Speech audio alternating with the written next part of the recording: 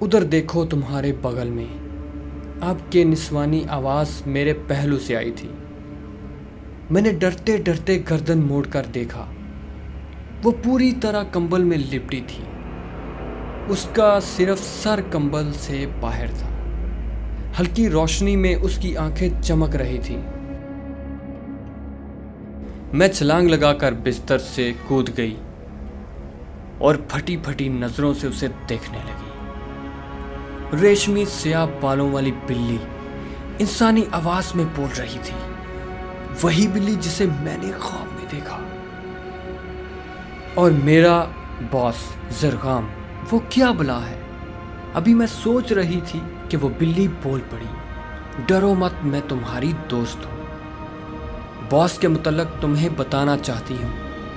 اس کے اتنا کہتے ہی میری آنکھوں کے سامنے کا منظر پلک جھپکتے ہی بدل گیا۔ اب میرے سامنے بہت خوبصورت کالے لمبے بالوں والی لڑکی بیٹھی تھی، جو میٹھی میٹھی نظروں سے مجھے دیکھ رہی تھی۔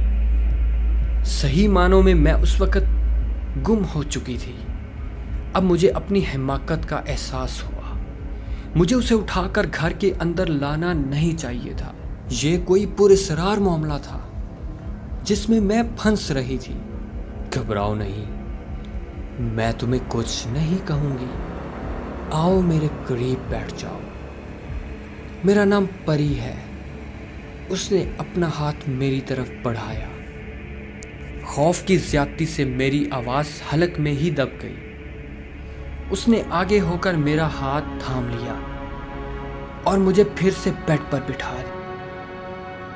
میرے بدن پر کپ کپی تاری تھی، ٹھنڈے پسینے بہنے لگے تھے۔ تمہارا خواب سچا تھا، اس نے کہا۔ کیا؟ نہ جانے اس وقت مجھ میں اتنی ہمت اور طاقت کہاں سے آئی تھی کہ میں حیرت سے چلا اٹھی۔ ہاں، وہ ایک خبیث روح ہے جو تم پر قابض ہو کر تمہیں بھی بدروح بنانا چاہتا ہے، مگر اب سب ٹھیک ہے۔ میں کیسے مان لوں؟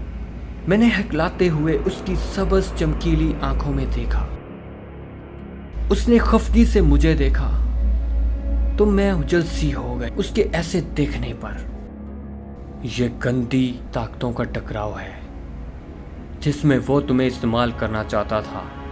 مجھے بھی اس نے اپنے جادو کے زور سے بلی بنا دیا تھا۔ جب تم ویٹنگ روم میں تھی اس وقت میں بھی وہاں موجود تھی۔ تم وہاں سے بچ کر اس لیے واپس آ گئی کیونکہ میں نے زرغام پر قابو پا لیا تھا۔ جیسے ہی اس کے گرگوں نے مجھ پر وار کیا، میرا لہو زمین پر گرتے ہی اس کا جادو ختم ہو گیا اور میں اصلی شکل میں آ گئی۔ میں انسان نہیں ہوں بلکہ ایک جن ذاتی ہوں جسے زرغام نے اپنا غلام بنایا ہوا تھا۔ میں بچپن سے تمہارے ساتھ رہتی آئی ہوں مگر کبھی تم پر خود کو ظاہر نہیں کیا۔ میری وجہ سے زرغام نے تمہیں بھی اپنے نرغے میں لینے کی کوشش کی۔ وہ جس لڑکی روشنی سے محبت کرتا تھا اس نے اسے ٹھکرا دیا تھا، جس کی وجہ سے اس نے خودکشی کر لی۔ اب ایک بدروح کی شکل میں وہ ہر روشنی نام کی لڑکی کو مار ڈالتا تھا۔ اوپر والے کا شکر ہے کہ تم اس کے چنگل سے نکل آئی ہو۔ وہ اپنی بات ختم کر کے دل نشین انداز میں مسکرائی۔ میں بے یقینی سے پلکیں جھپک جھپک کر اسے دیکھ رہی تھی۔ تمہیں یقین نہیں آتا نا؟ اس کی آواز بھی اس کی شخصیت کی طرح سحر انگیز تھی۔ میں اس کی خوبصورتی کے سحر میں جکڑتی گئی۔ وہ ایک بار پھر مسکرائی تو اس کی سبزی مائل آنکھیں بھی مسکرانے لگیں۔ مجھے بے ساختہ اس پر پیار آ گیا، ساتھ ہی اس کی باتوں پر یقین بھی۔ اس نے میرے بچپن سے لے کر آج تک کے ایسے ایسے واقعات بھی بتائے جن کو میرے سوا کوئی نہ جانتا تھا۔ اگلی صبح میں اور پری گل مہر انڈسٹری کی بلڈنگ کے باہر موجود تھے۔ ساری بلڈنگ جل چکی تھی، اب وہاں کسی کمپنی کا نام و نشان تک نہ تھا۔ مجھے پری پر پوری طرح یقین آ گیا۔ میں اسے دیکھ کر محبت سے مسکرا دی اور پھر وہ ہوا میں تحلیل ہو کر نظروں سے اوجھل ہو گئی۔